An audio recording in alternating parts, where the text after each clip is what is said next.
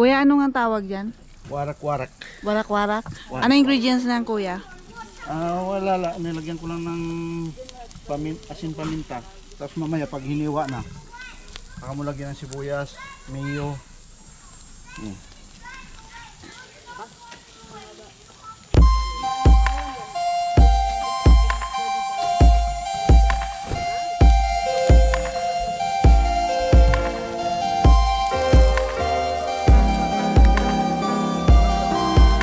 Hindi pa yan nagamit.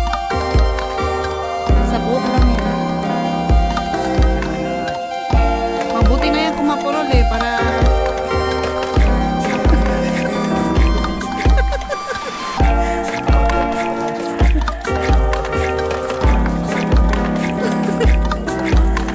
Paano siya nautusan? Nagkupit nga siya, di ba?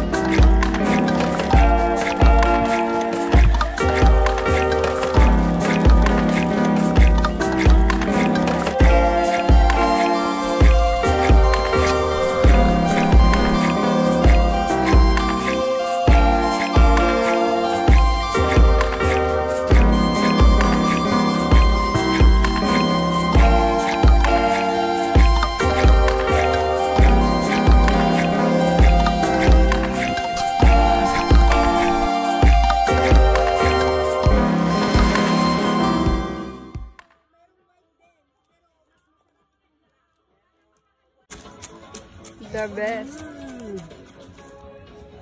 Mabilis pa, no? Kasi steady lang yan. Yan lang gawin na. Push, push, push. Tulak mo lang. Galing ng chef ah. Yun na nga eh. Tinuruan yan. May demonstration. May libreng training. Yan. Libreng training na to. Yan, okay na.